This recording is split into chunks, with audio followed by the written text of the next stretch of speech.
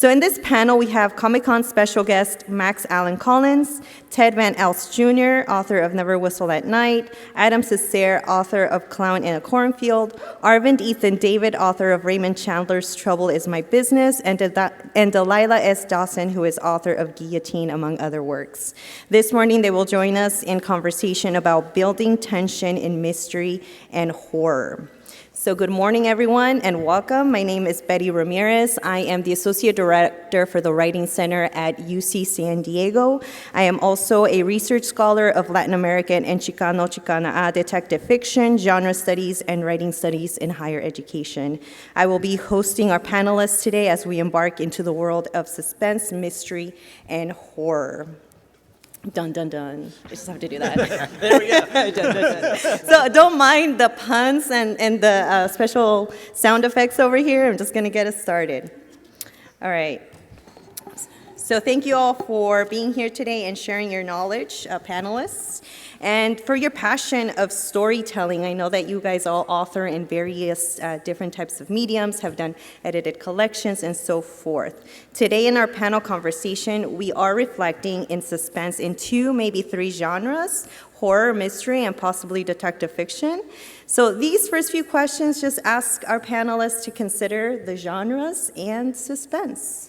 So for our first question, how do you approach suspense in your storytelling, whether in horror, mystery, / detective, if you want to bring that in?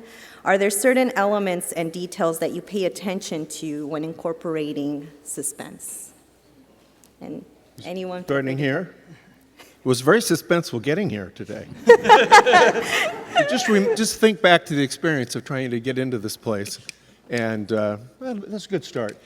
I would actually start prior to suspense as an element and say that mystery fiction, crime fiction, and horror fiction, because of their nature, inherently have a conflict. I mean, any crime story has a conflict. Any mystery story has a conflict. I would say horror, there's a conflict, even if it's just somebody's trying to get in the house, you know? And so it all flows from the concept. But the concept also has to be married to really good characters.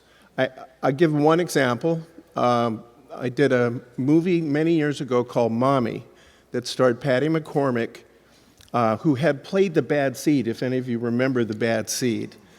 And my concept was, what would happen if the bad seed had grown up and had a little girl? And so the idea there was to flip it, of course, but also the little girl has to deal with, is her mommy a murderer? Because the mother's doing some bad things.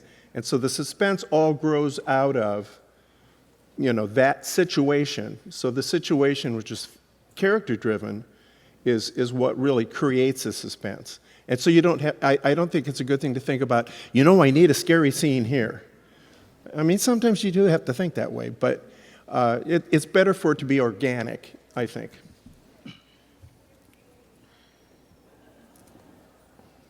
Are we just going down? Yeah, whoever wants to jump in, feel free.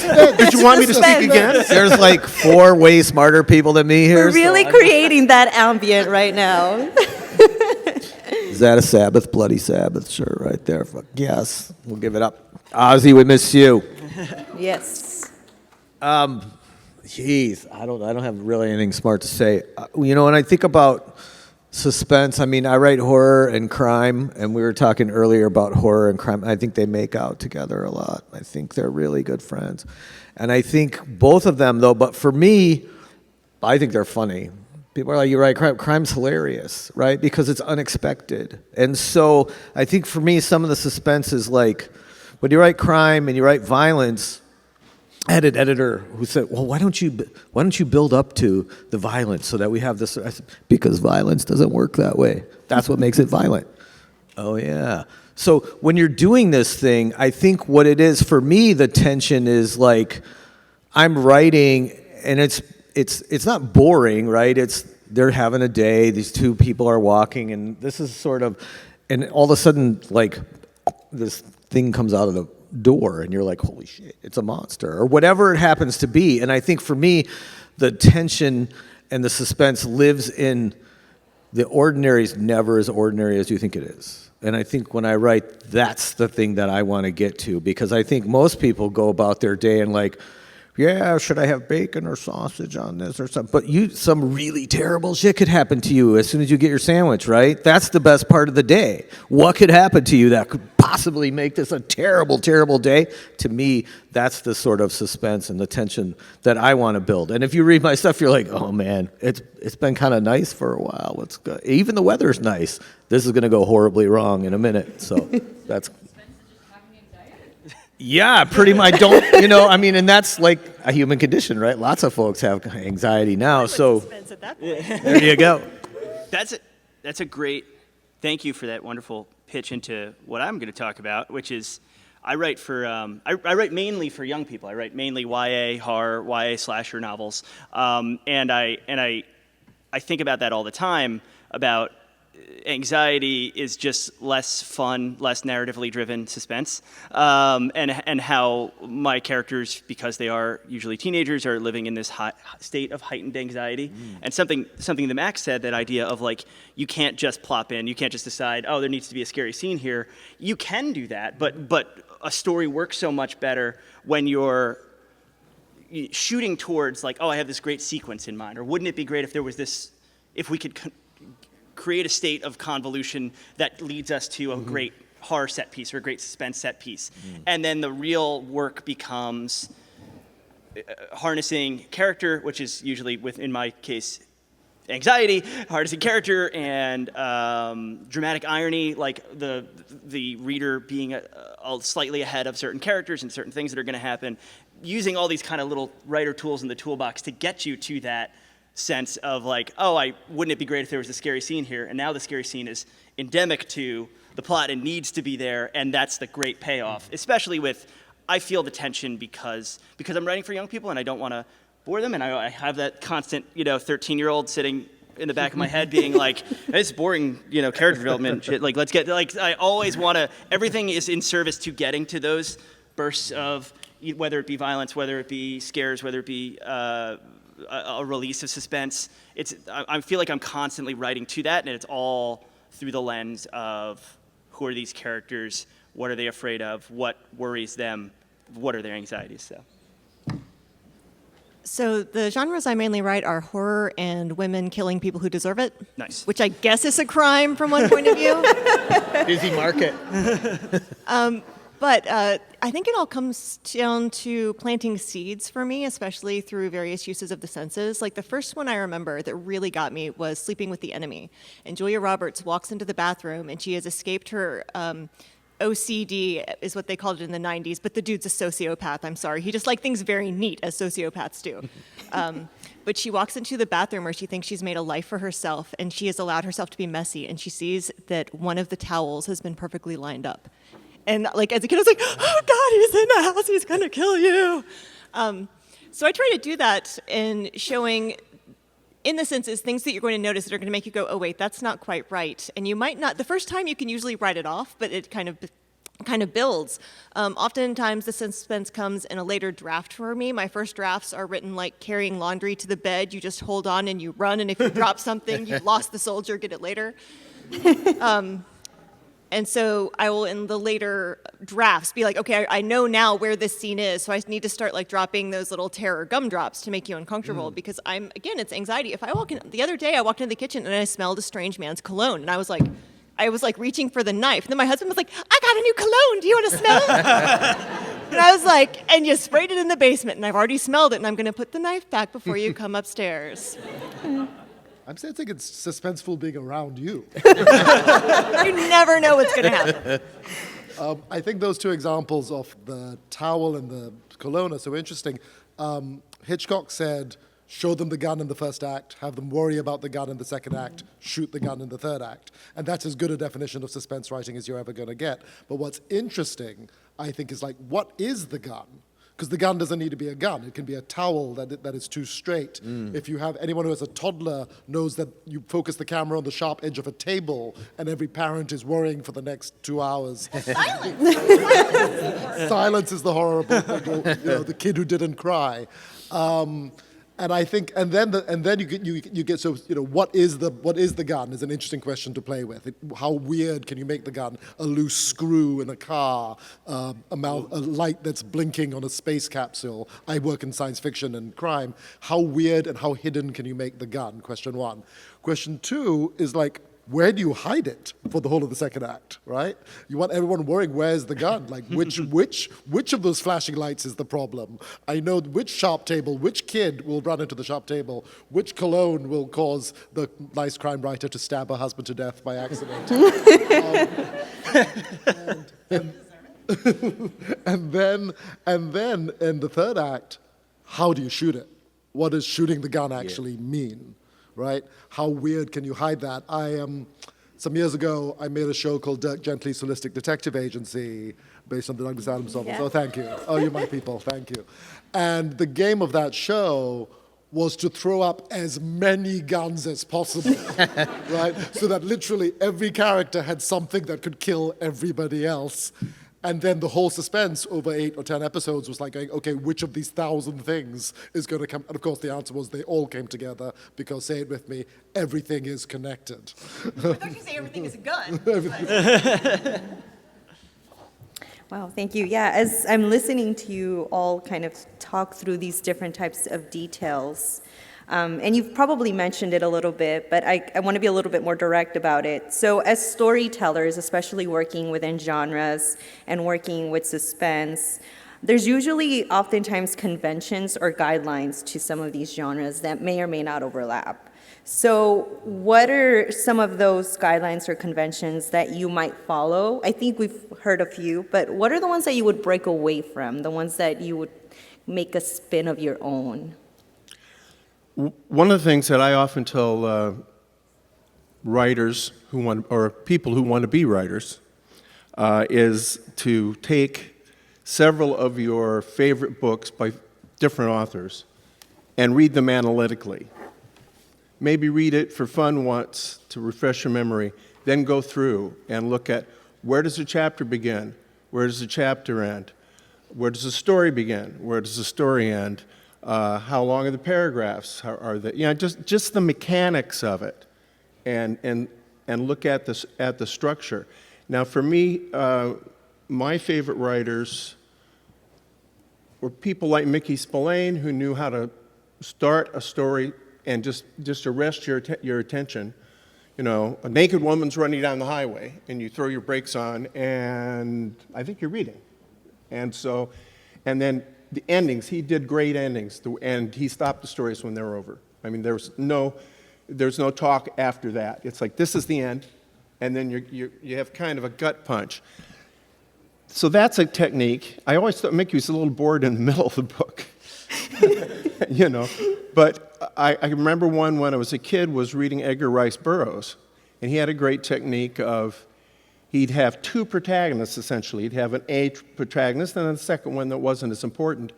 But they'd be together for a chapter or two, then he'd separate them, and they each had kind of their own storyline so that he would take each character, each protagonist to a cliffhanger, and then he'd go back to the next chapter would be about the other character. And then that character would have a cliffhanger, and you'd go back and see. So that kind of thing that just pulls you through the story, and so I think that's all very important. You don't want to imitate a writer, but you do want to study them. I think again from an analytical, in an analytical way. I know from James M. Cain, who wrote The Post and Always Rings Twice and Double Indemnity, he just wrote incredible dialogue. And just went bing, bing, bing, bing, bing, bing, bing. And you can that's, I mean, you have to, but you look at it because that really works. And that could be something, as someone said, toolbox. I mean, yeah. It is a toolbox. I mean, there is a mechanical side to this. You don't want it to overwhelm the creativity, but there is a mechanical side. Order. I have authority. Break the order, by all means, break the order. I know I Give have us a little real authority suspense. issues. Like, really, we have to do this in order? I think, speaking of authority issues, I like to look at like all the don't do this, don't do that, do it. but just do it better. You know, do it right. Like, what is it that annoys people about doing that thing, and then fix that thing? I like that. But for me, picking up on what Max said about dialogue, I just love dialogue. And then I did an interview the other day back in Chicago, and they were like, who are like your sort of foundational writers, and who did you know? And I'm like, Poe, Guy de Maupassant, people like, and I'm like, and Jackie Collins. She was the master of dialogue. Like, her books, like, I've read Hollywood Wives, I was like 12 or whatever, and the stuff is like filler, you know, rock star, sex, blah, blah, blah, blah. Let's get to the dialogue, because to me, that's where it really takes place. And so I write dialogue. I did a class for some folks at the Institute of American Indian Arts, and they were like, what is with the dialogue?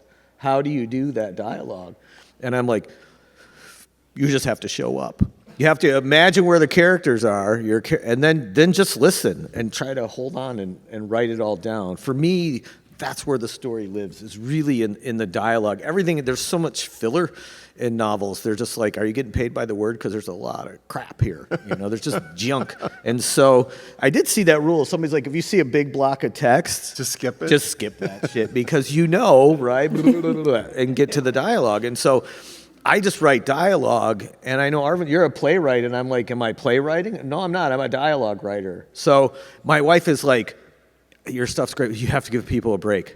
I'm like, what do you mean? She goes, talk about ice cream or some shit like that, because you're just blah, blah, blah, blah, blah. It's intense, right? But I really think that that's where the story lives. So for me, dialogue, get into your characters and watch. Just let them go. They'll start doing the thing. And then authority, the don't do that. You do what you want. You really have to do it, but make it your own and make it good. Make it count. That's all I got. It's funny because I'm now going to have the exact opposite answer of Ted. That's good. That's good. Because I write, not to be like Mr. Slasher guy, because I do write other things, and I have written other things, but I was just on a plane writing Clown in the Cornfield 4, so I'm like in this mode. Where slashers are such a codified genre, and it's a cinematic genre. It's not necessarily a literary genre, and it's such a codified form of storytelling that there are such heightened genre expectations, and the stories are pretty similarly structured, or there's at least an expectation of a structure that my whole thing with the Clown in the Cornfield books has been looking at that structure and bending it as far as I can without breaking it. Like I don't want to be like up in the apple cart. I really want them to work as slasher stories, even if they are non-traditional slasher stories. So I think that's a lot of, I quote The Gambler, it's like knowing when to hold them and knowing when to fold them. At least when I approach an ultra codified subgenre like that, I do really want it to work as the thing. I don't want to break what the thing is, but I think there's this desire to break it, and there's this desire to give people something new, and this is so like it's really finding that balance is how I approach that kind of writing. I write other stuff too, but when we talk about the things that most people have read of me, that's how I approach those. Yeah, because you're trying to do something familiar enough that people are comfortable, but then do something strange enough that it delights them without making them uncomfortable. So it's like this balance of, look, this is the thing you like. Ah! Yeah. I would say the thing I do, that's kind of canonical is where you end a chapter on an uncomfortable note. Like, I never want to end a chapter in a place where you're like, oh, cool, I can put down the book and go do laundry. So, it's like I'm never going to end it on like, she went to sleep in bed and was comfortable and happy. It's like she went to sleep in bed until she heard someone scream at 3 a.m. And then I can change the chapter and hopefully make you very uncomfortable. The thing that I try to change is that I think we generally have a kind of inborn belief that women are safe, well-behaved, motherly, soft figures. And I think because of that, we can overlook some red flags that we wouldn't look in a man. I have a book called Bloom that I pitch as cottagecore girl Hannibal. Nice. It's good. Where the whole point is just, if this was a man I was dating, I'd be like, okay, wait a second. But you're like, well, it's a girl, so it's okay. She's pretty.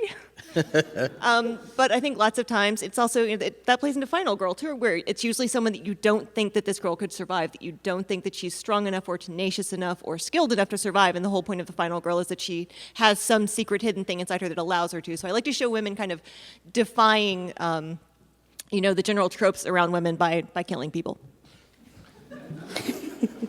I've entirely forgotten the question, so I'm just going to talk for 90 seconds. No, genre. I think the definition of genre really is that it does have conventions. If you're in literary fiction, which isn't genre, it's the only genre that isn't genre, then you can do what you like as long as you write it well and have something to say. But if you're in genre, there are conventions. And the fun is exactly that, is accepting that the audience has conventions, the reader has conventions, built in partly from past expectation and partly just because that's what human psychology is.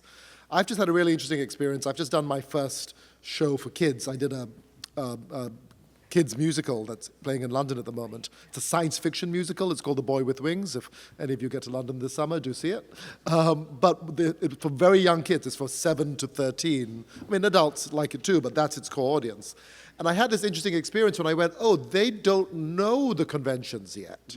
And they literally don't. So for example, when a character comes on stage and points, now any of you will know they're just pointing into the horizon. The kids all turn around to look to see what's there. And I'm sort of disappointed that there isn't anything on the back of the theater wall, right? So, but the joy was to play with it. So I thought, okay, I want to see, I'm not, just because they don't know them yet, doesn't mean that their brains don't want them. So I structured it like Star Wars, which is the most archetypal hero's journey thing you can do. And my God, you could see and feel this audience go on that journey as each major stage of the hero's journey was hit. The kids felt it. And as the stakes went up, by about the middle of the second act, when things are really tense, the kids were in a state of perpetual, they were like making this sound of anxiety, breaking into a sound of joy every time you relieved their tension. It was audible for 90 minutes. It was extraordinary. It's still, and every day I see the show reports, and they went, yep, kids still loud. Had to quiet the audience down in the interval because they were so revved up. And it's so pure. And that's not, my genius as a writer. That's fulfilling the conventions that the human brain wants in our stories. So you just gave me like a really great segue into the next question. And I think we've all sort of been touching on it, right? We've touched on suspense in kind of different forms and shapes, whether musicals, comic books, writing for different types of audiences. So let's talk a little bit more about that. How do you see crafting suspense in different types of formats, whether it's musical, whether it's a comic book, whether it's a show, whether you have experienced it or not, or played with it or not? What are some of those takeaways of thinking through suspense in these different types of forms? Well, there certainly are different, for example, places where you might start the story depending on what the form is. But I think the difference is that you have to recognize, well, let me just say this, frankly, most novelists are terrible screenwriters. Most screenwriters are terrible novelists.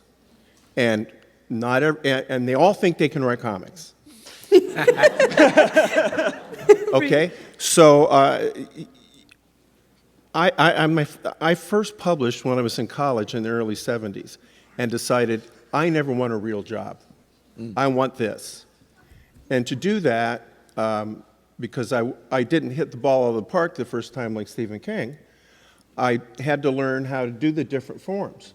And if somebody said to me, could you write a video game? I say yes. Then I go to my young son and say, how the hell do I write a video game? But you have, as a professional, we have to step up to these opportunities, and they aren't always opportunities that play to our strengths. So we have to be flexible and, again, analytical to look at. It's very interesting to me that a lot of the reason why novelists and screenwriters kind of are apart is the novelists don't realize that the screenplay is external, and the screenwriters don't understand that fiction writing is internal. So the stories are coming from different places, and that dictates like where you start the story and that kind of thing. So the form actually, to some degree at least, dictates what you have to do. I'm not giving any specifics here, which makes this kind of worthless, but that's what I have found. It's like my wife is sitting out here, and she and I write some books together, and she's an incredible short story writer. I'm an okay short story writer, but she's mastered the form.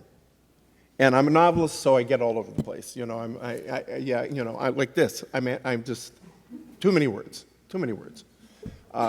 So it takes a while to figure out what the form needs from you. Okay, that's what I would say. I wanted to follow up what you said about, you have these opportunities and you sort of have to rise to them. You all know the Mario Puzo story from The Godfather, right? He wins the Oscar for screenplay, and they're like, we want you to write another screenplay. And he's like, I don't know how to do that. So he goes and he looks it up. How do you write a screenplay? It's his screenplay. Okay, I guess I'll do that again. I think you're right. The genres are different. I mean, crime is really anarchic, right? And except for, you were talking about James M. Cain, you were talking about Cain, and you were talking about, like, and how he would leave off and how he would come back, or not Cain, sorry, Edgar Rice Burroughs. Yeah. I was like, does that happen in I, Britannicus? I can't remember. But with that form, it reminds me of the old serials, right? Like do you ever see Daredevil's The Red Circle, right? This is this great sort of serial from the 30s, and they would show them before the main movies, and they would leave you on a cliffhanger every single week, like a good soap opera back in the 80s used to do, right? So there's this sort of format, I think, that sometimes transfers over, but not always. So crime is this crazy anarchic, like, I think micro shorts would probably be the best for crime sometimes, because it's just a thing. But horror has this sort of convention, and I like the short stuff too. I mean, I have a novel coming out, a debut novel, and it's my first. I'm like, oh my God, I can't believe I just blah blahed for that long. Because I usually just write the short stuff, because let's get to the point, right? So I have to get to the point over and over again in a novel. Jesus Christ, it's exhausting. So, but for horror, you have these conventions, very much so, like you say, and the more that I think about it, people are reading, they're like, the cover's black and red and purple. This is a horror book, so I'm waiting for some horror shit to happen right here. There's a house on it. And there's a house. Ooh, right. So you really do. There are expectations, and you can mess with those a little bit with them. But horror people are pretty serious about what you're doing, and I don't think you can stretch it all that much. So I do, for convention, that's the one I do. I write that literary fiction stuff too, which is a lot of fun. But I don't publish that in a big press. That's a university press. They like that stuff. But the genre stuff, you better be on point. And Adam, I know you've got a lot more to say. That's way smarter than me. So No. I love both of these answers, because they reminded me of something in that every time I introduce myself or I talk to someone, I do say, like, I'm a novelist, even though I have published comics and I have produced films and screenplays, but I do not consider myself mainly those things. And I think it's part of it is like, yeah, maybe it's a little bit of that anxiety we were talking about, and that I'm like, oh, I don't want to claim something that I don't feel like I am. But I do think it's like playing to your strength. I do think it's understanding your strengths of like, no, this isn't just the format I like the most, but I do think it's the thing that I'm the best at and have been able to do the best. And I think if you are a writer and if you are pursuing multiple formats, I know I talk to a lot of writers that are like, well, I've got 15 pages of screenplay, and I've got 2 chapters of a novel, and they're hopping around. I would really advise against that. I would or like pick a lane for, like, my usual advice to starting writers is finish projects, start projects and finish them, and start as many as you want, but make sure you're finishing projects, because that really is like that dopamine rush of hitting the end. You should really try it. It's awesome. But there's this idea that, like, there are formats, like,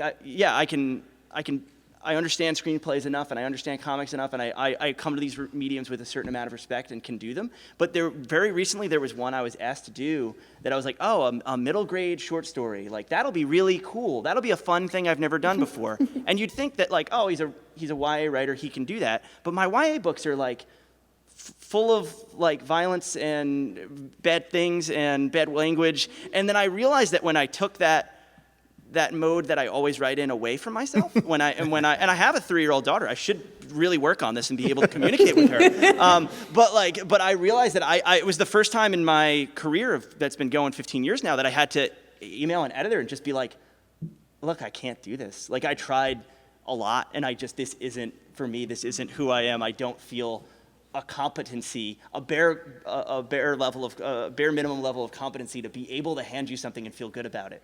And I do think that, like, yeah, maybe don't have that be the one takeaway of the panel. Quit. But like, I did have to. It does happen sometimes. You do it. Like, I don't know if anyone else has experiences like that, or it's just me wimping out. But yeah. No, that's fair, though. I think that's very fair. And if somebody, usually the answer is yes. If somebody asks you, can you do this? Can you do that? But sometimes you go, this isn't for me. Yeah, so when I sold my first comic, I'd only ever written 6-page shorts. And so I had to produce a script. And by this time I was a novelist. I write short stories, novellas, and novels for kids and adults all through it. But I had to write my first comic script. A comic is 22 pages long. And so typically for the first issue in a series, when you're establishing the world, your script might be 40, 45 pages, because you're building a whole world, introducing characters. My first script was 67 pages long. And I got the email back from my editor that was like, you don't need to tell the artist where everything goes in the 7th panel in this page with 463 words on it. And they sent me to the comic script archive, which taught me how to write a comic. But yeah, the first time I received this first edit letter, I wasn't used to being, I'm like that former gifted kid. I don't want to be told I'm bad. So I get this edit letter thinking it's going to be like, this is the most brilliant thing I've ever read. That was like, okay, baby, let's do some work.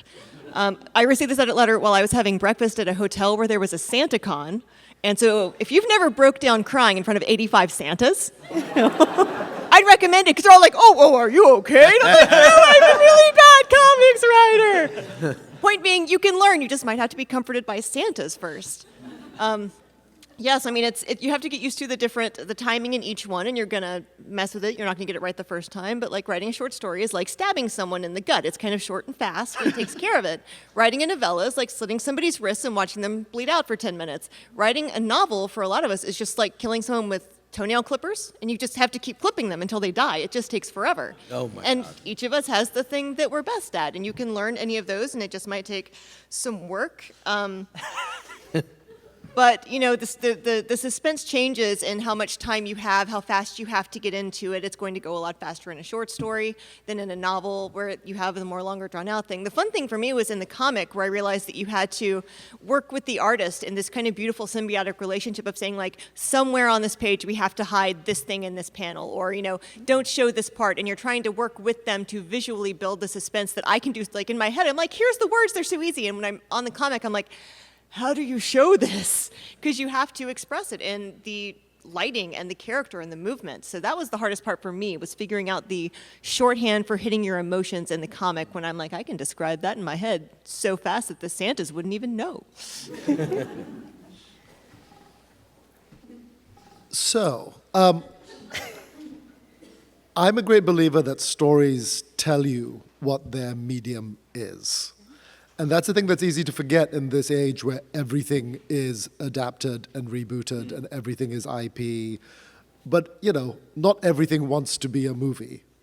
Don't tell that to a studio exec. Minecraft wants to be a movie, apparently. But, no, it's actually, they did a decent job. Battleships did not want to be a movie. You know, turns out Lego did want to be a movie, because two geniuses figured out how to do that, and because there is storytelling DNA in Lego. Lego is all about storytelling. But I'm a great believer in that the thing will tell you what it wants to be. When we did Dirk Gently, I had the rights. I have a weird career that started with Douglas Adams when I was 17 years old, and Dirk Gently didn't want to be a movie. It wanted to be a streaming TV show, which is what we ended up making. It had to wait for streaming. I had an idea in the shower 15 years ago that Jagged Little Pill wanted to be a Broadway musical, and eventually we did that. And it didn't want to be a movie, it didn't want to be a comic book, it didn't want to be a novel, it wanted to be a Broadway musical. So It did become a novel. Yeah, I was going to say. Yeah. which we then made with Eric Smith, who is my agent now. Oh, nice. So everything connects, and it's just having a baby this minute. Philly guy, yeah. Yes, Philly yes. guy.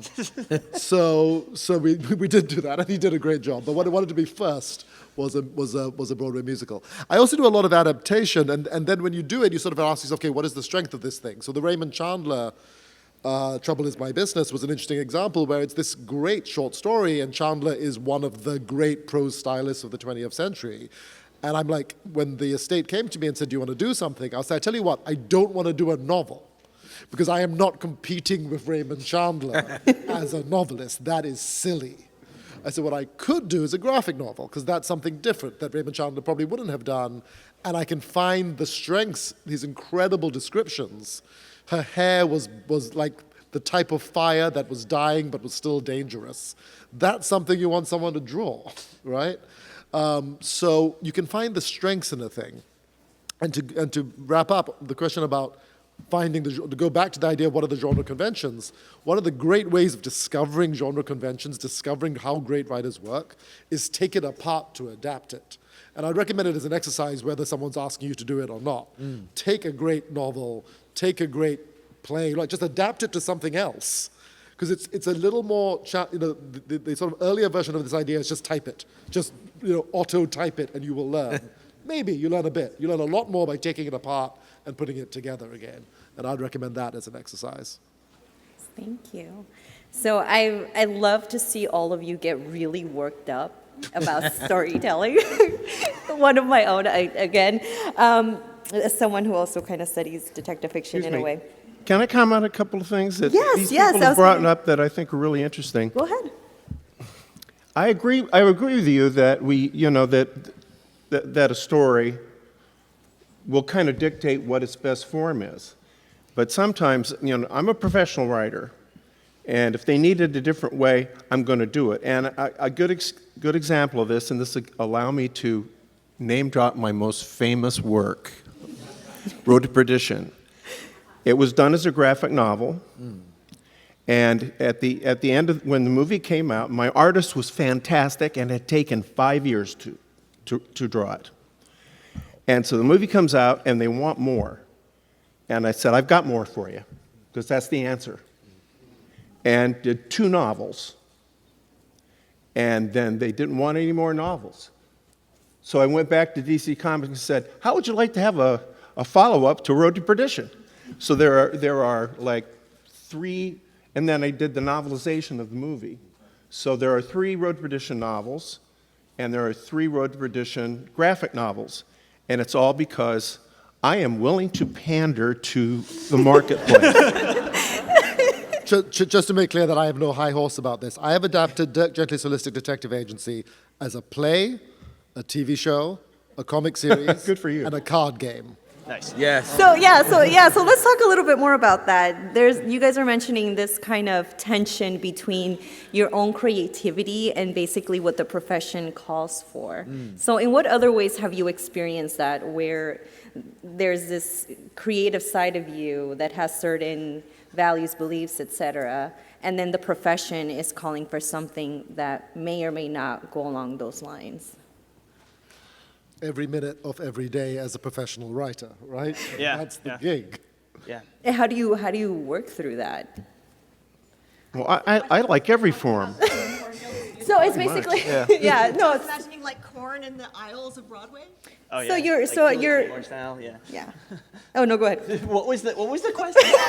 No, No, it's okay. I'm so no, sorry. the question There's a lot was of people here, I'm a basically, little- you're all storytellers with a side of creativity, right? And there's certain things that you want to do, that you think about you want to do, but then the profession sometimes comes forward and says, no, we want this, we don't want that, do this, can I do that? And so in what ways do you kind of walk that line and kind of, maybe not compromise, but like find the best option between those tensions? Well, I know that I sometimes sound crass, but I do believe that you've got to write the story that you want to read. That's the most important thing here is there's a book, there's a short story, there's a movie, there's a play that I never saw that I wish I had. I'll make it. And I think you've got to be driven about your storytelling. I mean, I'm kind of talking about some of the professional stuff, and we all have been. But you've got to be compelled to write, or you won't make it at all. It's true. You just won't. Stephen King, there wasn't. Let's think about this. There wasn't a horror section of the bookstore. He writes Carrie, and now you can't go into Barnes & Noble and not find the horror section. Okay? So now, I'm sure somebody, as my agent told me any number of times, nobody wants you to do that. Or has come to me and said, well, why don't you write one like so-and-so? And I say, well, why doesn't so-and-so write one like mine? Because that's what we're about, our individual, well, we can bring our individuality to these genres, these conventions, because the fact that your readers have these conventions, that's great because that gives you a place you can go, but you can also play off the conventions because that gives you somewhere to go surprising. So I'm hearing a lot of good stuff on this panel, by the way. I'm very pleased to be on this particular panel. Yeah. The Stephen King example, here's another one. Douglas Adams was always told that science fiction and comedy didn't go together. Yeah. And whatever happened to that Whole property? Convention isn't happening, if that statement is true. Right. If I can just bring up one thing that we don't talk about a lot outside of publishing circles is when you're working with IP or franchises that are owned by someone other than you, a lot of it is out of our hands, and that they come to us and ask us to create a work for them, which is where you have to find the story within the bounds that's going to please your franchisee. Like I don't go to Star Wars and say, hey, I want to write a book about Phasma. Star Wars comes to me and says that, and all I do is jump up and down and scream. But like I was supposed to write a graphic novel of Anne McCaffrey's Pern, and the contract they weren't able to, like, it got canceled because they couldn't pay for it. I was supposed to write a Stranger Things novel. It got canceled because of something that happened further up the chain.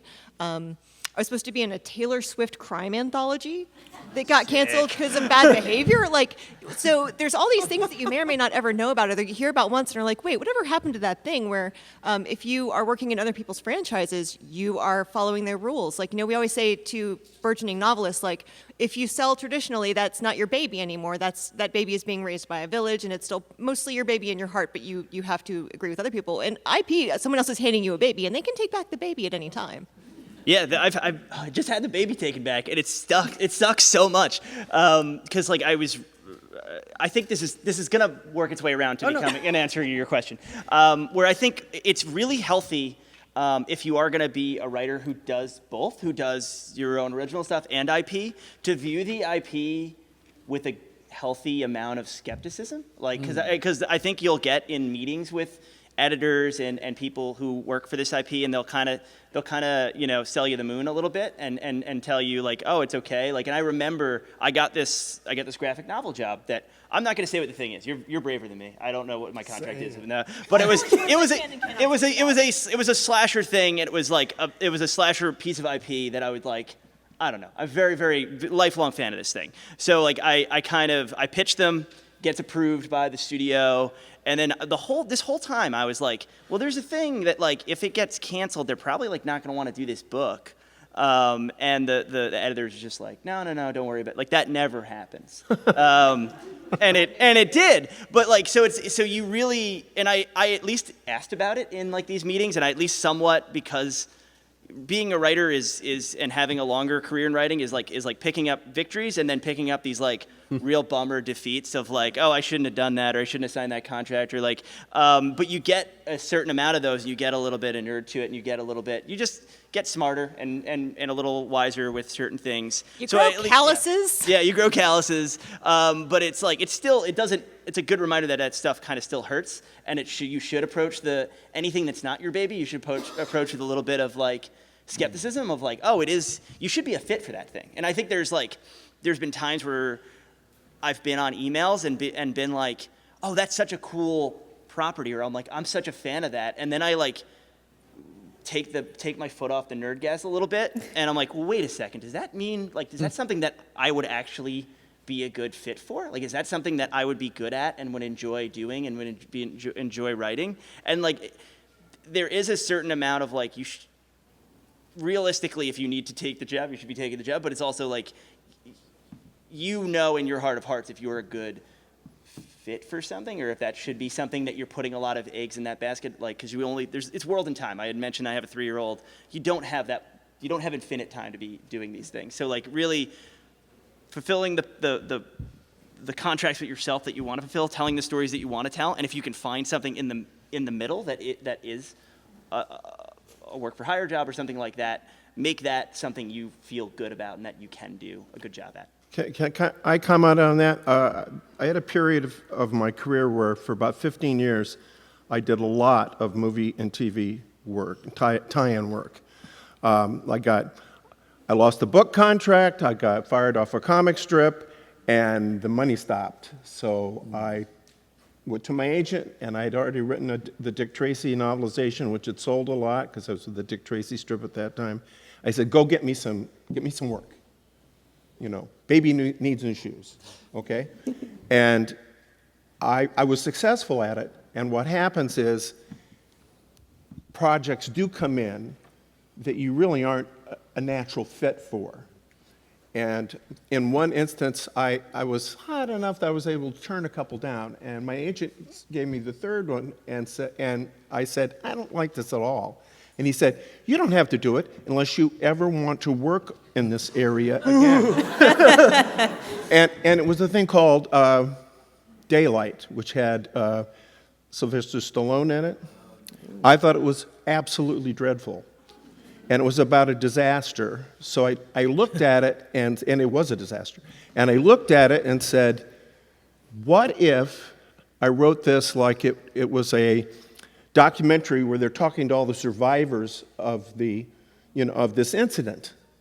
And it became probably what I think was my best tie-in novel. So the idea is, if you get an IP property that you're approached with, before you turn it down, think about, is there a window into this?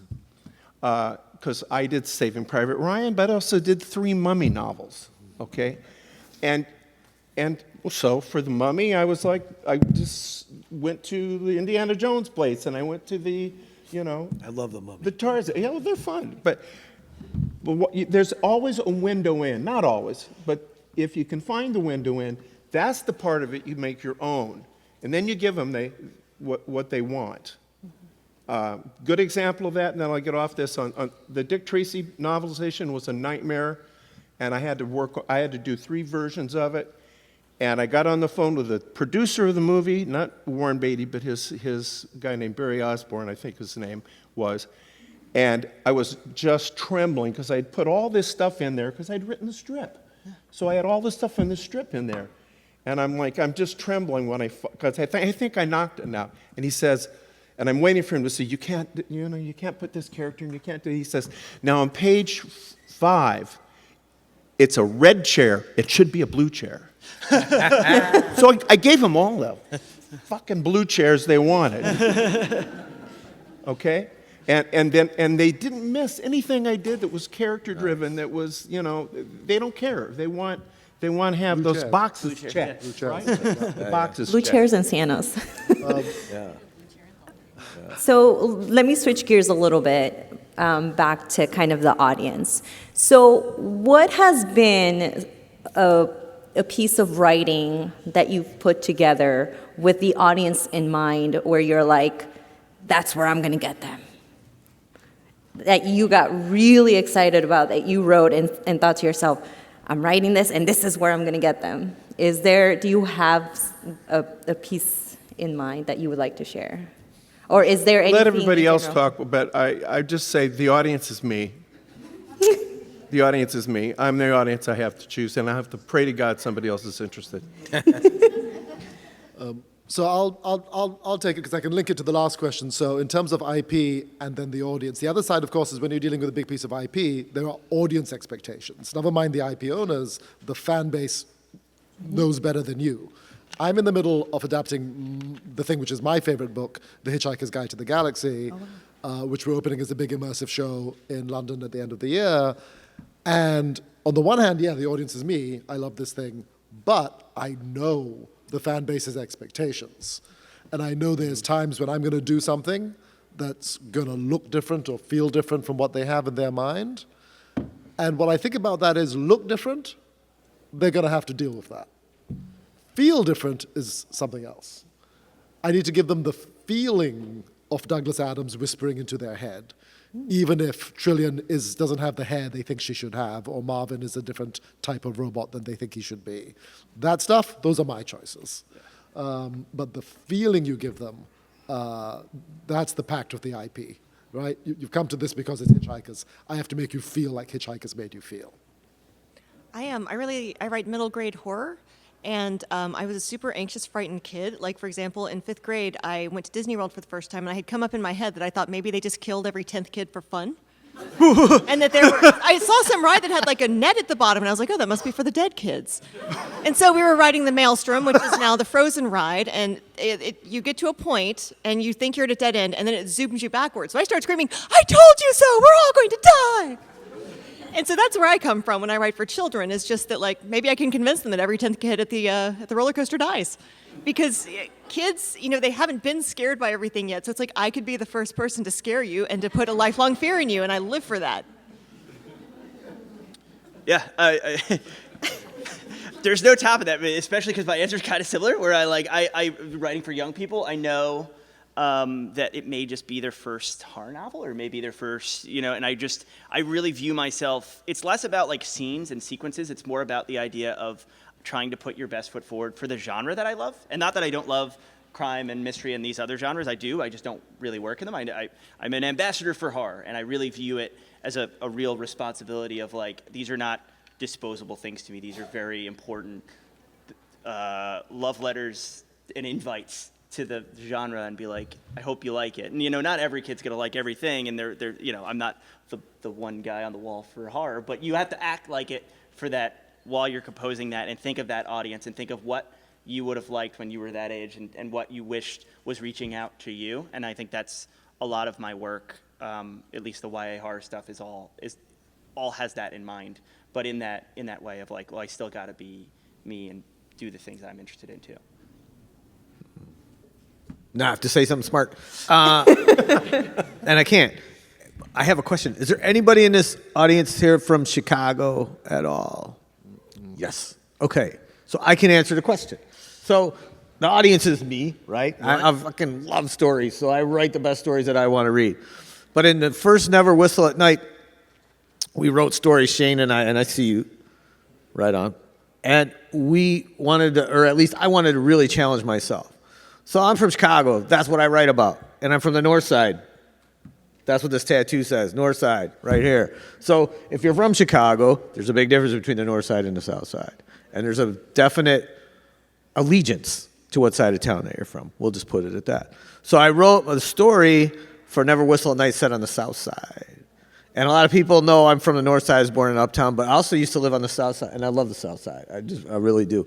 So I set the first one on the South Side, and I was like, it was a challenge for me, but also for the audience to go, whoa, here we are. We're out on Southwestern Avenue.